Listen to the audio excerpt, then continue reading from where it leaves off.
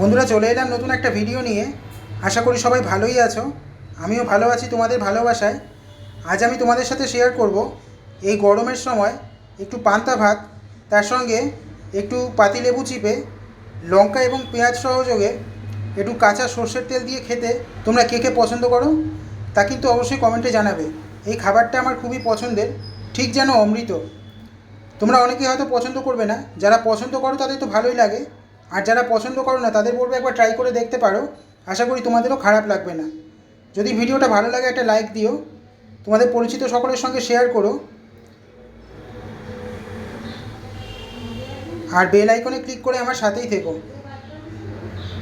আর কী ধরনের ভিডিও দেখতে চাও তা কমেন্টে জানিও।